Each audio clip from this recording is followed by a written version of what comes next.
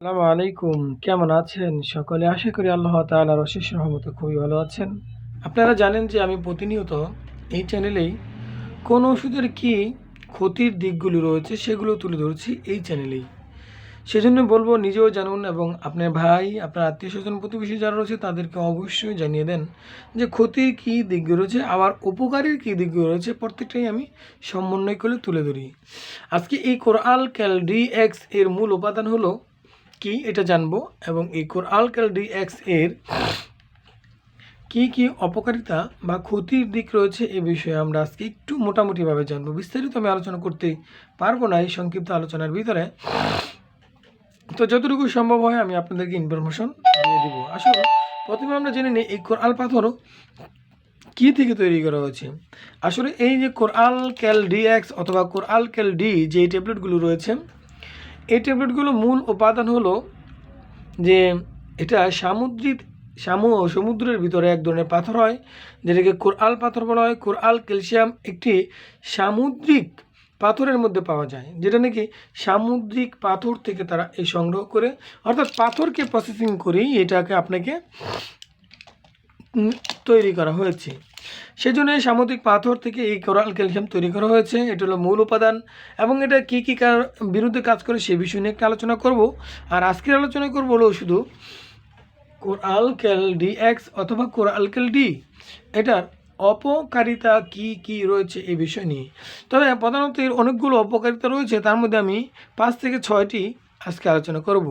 1 নম্বর, অতিরিক্ত ক্যালসিয়াম গ্রহণ করলে আপনি সামুদ্রিক ক্যালসিয়াম বা কোরাল ক্যালডিএক্স বা যে কোনো ক্যালসিয়াম অতিরিক্ত গ্রহণ করলে কী কী প্রবলেম হবে দেখুন। কোরাল ক্যালসিয়াম অতিরিক্ত পরিমাণে গ্রহণ করলে ক্যালসিয়ামের মাত্রা রক্তে বেড়ে যেতে পারে, যা হাইপার ক্যালসিয়া বা অতিরিক্ত ক্যালসিয়াম সৃষ্টি করতে পারে। এর ফলে গ্যাস্ট্রিকের সমস্যা সহ হৃদরোগ, কিডনি সমস্যা এবং হার্ট আমাদের যে হাড়ের দুর্বলতা হতে পারে। তো যাই হোক, মোটামুটি দেখা যাচ্ছে যদি আমরা বেশি পরিমাণে এই কোরাল ক্যালডিএক্সটা গ্রহণ করে থাকি নিজেদের সাজেস্ট মতো, যে একজন বিশেষজ্ঞ ডক্টরের পরামর্শ না নিয়েই যেটা খেলে খুবই ভালো লাগে, এটা আমার খেতে হবে, এটা খেলে ভালো লাগে, কারণ এটা তো একটা পাথর, আপনি শরীরে কতটুকু খেতে পারবেন। হ্যাঁ, আপনি গাছ থেকে যেসব পাওয়া যায় সেগুলোও খেতে পারেন। তো যাই হোক, এই অতিরিক্ত গ্রহণ করার পরে আপনার গ্যাস্ট্রিকও হতে পারে, আপনার গ্যাস্ট্রিকের সমস্যা তো হতেই পারে, আপনার কিডনিতেও সমস্যা হতে পারে এবং আপনার হার্টেরও সমস্যা হতে পারে।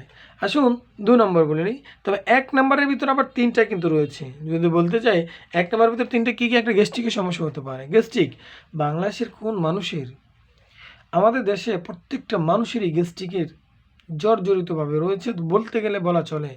100 থেকে 99.95-97% হয়ে আমার মতে যে গ্যাস্ট্রিকের প্রবলেমে ফেল করতেছি। এর কারণ অনেকগুলো রয়েছে, যে আমরা পর্যাপ্ত পরিমাণে যেভাবে আমাদের খাওয়া দরকার রুটিন মাফিক সেভাবে খেতে পারি না, আমরা ভালোভাবে আমাদের খাবারের মধ্যে ভালো তেল ইউজ করতে পারি না, বিভিন্ন কারণ রয়েছে। তারপর আমরা যে হলুদ মরিচ বা বিভিন্ন দিয়ে কষিয়ে যেভাবে একটা টেস্টিফুল করে একটা তরকারি রান্না করা হয়, এটা তো গ্যাস্ট্রিকের একটা সম্ভাবনা রয়েছে। যাই হোক আমি ওইদিকে যাচ্ছি না। তো এই অতিরিক্ত যদি আমরা এই কোরাল ক্যালডিএক্স ক্যালসিয়াম গ্রহণ করি তাহলে গ্যাস্ট্রিকের সমস্যা হতে পারে, কিডনিরও সমস্যা হতে পারে এবং হার্টেরও সমস্যা হতে পারে। নাম্বার 2, এবার আসুন, পাকস্থলীর অস্বস্তি বোধ করাও আপনার এই কোরাল ক্যালডিএক্স যদি বেশি পরিমাণে গ্রহণ করেন তাহলে হতে পারে। অর্থাৎ কিছু মানুষের ক্যালসিয়াম বা অন্যান্য উপাদান গ্রহণের ফলে পাকস্থলীতে অস্বস্তি বা গ্যাস্ট্রিকের সমস্যা অনুভব করতে হবে। অর্থাৎ আপনি যদি বেশি পরিমাণে ক্যালসিয়াম গ্রহণ করে ফেলেন তাহলে কিন্তু আপনার কোষ্ঠকাঠিন্য বা দেখা দিতে পারে। অর্থাৎ আপনার পাকস্থলী বা লিভারের যে স্বাভাবিক প্রক্রিয়া রয়েছে সেটা হারিয়ে এসে অস্বাভাবিক প্রক্রিয়া পরিচালনা করতে পারেন। এবার আসুন আমরা জেনে নিই কিডনিতে সমস্যা। কিডনিতে আমরা যে সমস্যা বলেছি, কোন ধরনের সমস্যা আপনি হতে পারে। অতিরিক্ত ক্যালসিয়াম শরীরে কিডনিতে পাথর তৈরি করতে সাহায্য করতে পারে। আমরা যদি অতিরিক্ত মাত্রায় ক্যালসিয়াম গ্রহণ করে থাকি, সেই ক্ষেত্রে এই কোরাল ক্যালডিএক্স গ্রহণ করে থাকি, তাহলে কিন্তু আমাদের কিডনিতেও প্রবলেম হতে পারে। কিডনি স্টোন যেটা অর্থাৎ কিডনির যে পাথর হয় সে পাথরও কিন্তু হতে পারে। আসুন এবার আরও একটা চমৎকার বিষয় নিয়ে জানিয়ে দিই যে কিডনিতে পাথর তো হবেই। কিডনি পাথরের প্রবণতা আছে তাদের জন্য এটি অবশ্যই বিপজ্জনক, এবং যারা নাকি কিডনি স্টোন একবার সার্জারি করেছেন সার্জারি করেছেন, সেটা যে কোনো সার্জারি হোক না কেন, হয়তো বা কেটে সার্জারি অথবা কম্পিউটারের মাধ্যমে অথবা ট্যাবলেটের মাধ্যমে আপনি সেটাকে নিধন করে দিয়েছেন, এরকমও হতে পারে। তো যাই হোক, যে কোনো করে থাকেন তাদের জন্য কিন্তু অবশ্যই এই কোরাল ক্যালডিএক্স অর্থাৎ সামুদ্রিক পাথর থেকে যে ক্যালসিয়াম তৈরি করা হয়েছে, সেই ক্যালসিয়াম থেকে অবশ্যই আপনারা গ্রহণ করা থেকে বিরত থাকুন। এবার আসুন অ্যালার্জির প্রতিক্রিয়া হতে পারে এই কোরাল ক্যালডিএক্স গ্রহণ করলে। দেখুন, এই যে এই কোরাল ক্যালডিএক্স রয়েছে, অর্থাৎ সামুদ্রিক যে পাথর রয়েছে, সেই পাথর থেকে যারা সংরক্ষণ করে এই ক্যালসিয়াম তৈরি করা হয়েছে, অর্থাৎ এটা র মেটেরিয়ালসের নাম হলো কি জানেন?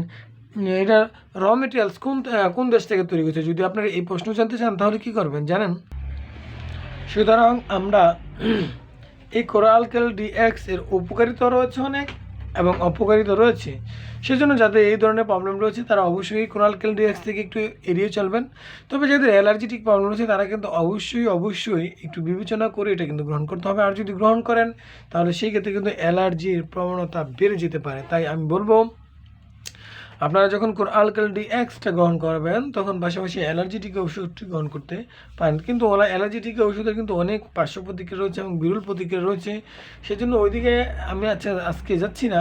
সেজন্য অবশ্যই বলবো কি জানেন, আসলে আল্লাহ রাব্বুল আলামিন আমাদেরকে দুনিয়াতে পাঠিয়েছেন, কিন্তু পাঠানোর পর বান্দার কী প্রয়োজন সবগুলো আল্লাহ রাব্বুল আলামিন খাবারের মাধ্যমে দিয়ে দিয়েছেন।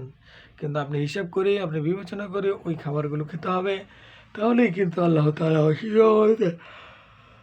আপনি সুস্থ থাকবেন। আর আপনার ন্যাচারাল হয়তো অন্য কোনো কিছু গ্রহণ করতে হবে না। আর যদি ইমার্জেন্সি বা খুবই মারাত্মকভাবে এটা প্রয়োজন হয়ে থাকে তাহলে অবশ্যই গ্রহণ করবেন। কিন্তু আমি সাজেস্ট করবো অবশ্যই আপনার খাবার থেকে এবং ফুড সাপ্লিমেন্ট থেকে আপনারা এইসব জিনিসগুলো সংগ্রহ করে থাকেন এবং সেগুলো গ্রহণ করেন। তাই বলবো, সকলের সুস্থতা এবং সকলের মঙ্গল কামনা করে বিদায় নিব। তবে বিদায় নেওয়ার আগে বিশেষভাবে একটা অনুরোধ জানাচ্ছি, আজকের যেই ইনফরমেশনগুলো যদি আপনাদের কাছে ভালো লেগে থাকে তাহলে অবশ্যই নিজে তো একটা লাইক কমেন্ট করবেনই, পাশাপাশি যদি আপনার কিছু জানার প্রয়োজন থাকে সেটাও লিখতে পারেন। আর অবশ্যই যারা নাকি আমার চ্যানেলটি সাবস্ক্রাইব করেছেন তাদেরকে জানা অসংখ্য ধন্যবাদ।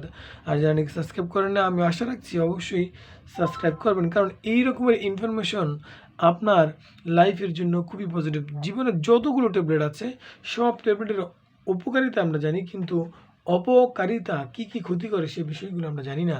সেজন্য আমি প্রতিনিয়তই কিন্তু এই আপলোড করে চলছি একের পর এক কোন ট্যাবলেটে কী ক্ষতির দিকগুলো রয়েছে।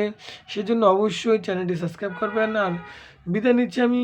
আসসালামু আলাইকুম ওয়া রাহমাতুল্লাহি ওয়া বারাকাতুহু। আজকের জন্য বিদায় নিলাম।